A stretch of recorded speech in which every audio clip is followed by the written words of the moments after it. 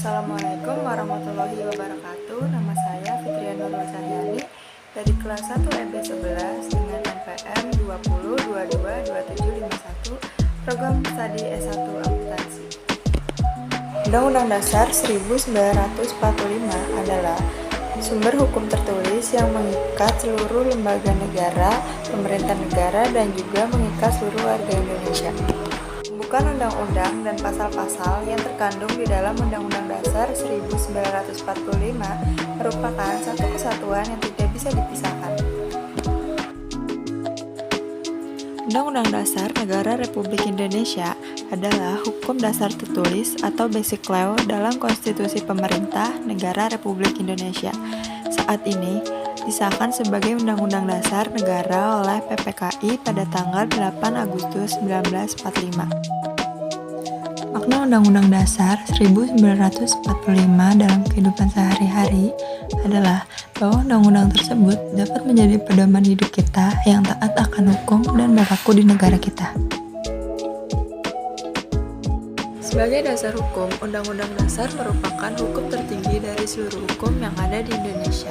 Segala tingkah laku, perbuatan pemerintah seperti peraturan pemerintah, peraturan presiden, dan lain-lain harus dilaksanakan berdasarkan Undang-Undang Dasar 1945.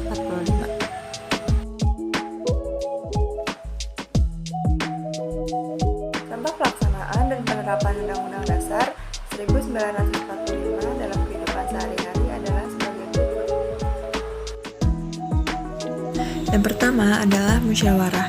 Musyawarah bersumber pada paham sila keempat Pancasila. Setiap keputusan yang diambil harus dapat dipertanggungjawabkan dan tidak boleh bertentangan dengan Pancasila serta Undang-Undang Dasar 1945.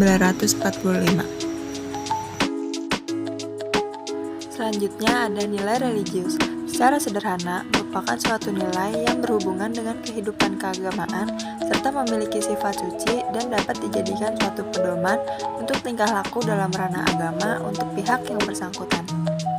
Yang sesuai pasal 28E ayat 2 yang berbunyi, setiap orang berhak atas kebebasan meyakini kepercayaan, menyatakan pikiran dan sikap, dan sesuai dengan hati nuraninya.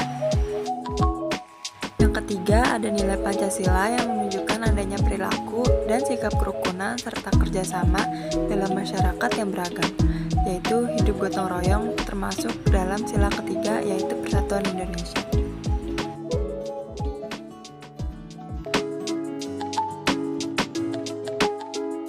Yang keempat ada nilai kemanusiaan, yang artinya mengakui persamaan derajat, persamaan hak, dan persamaan kewajiban antara sesama manusia, tidak semena-mena terhadap orang lain, dan menjunjung tinggi nilai kemanusiaan, gemar melakukan kegiatan kemanusiaan, dan berani membela kebenaran dan keadilan.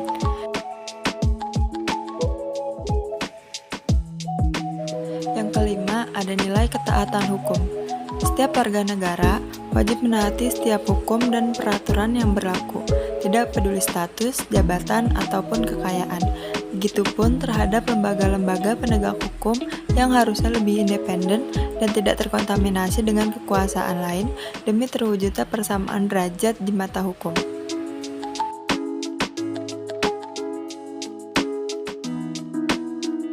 Adapun nilai positif Undang-Undang Dasar 1945, yaitu Indonesia sebagai negara yang merdeka tentu ingin mempertahankan persatuan dan mewujudkan kesatuan bangsa, di mana untuk menjaga persatuan dan kesatuan bangsa ini, hendaknya sebagai generasi muda kita perlu mengangkat kembali nilai-nilai positif Undang-Undang Dasar 1945 di dalam kehidupan sehari-hari.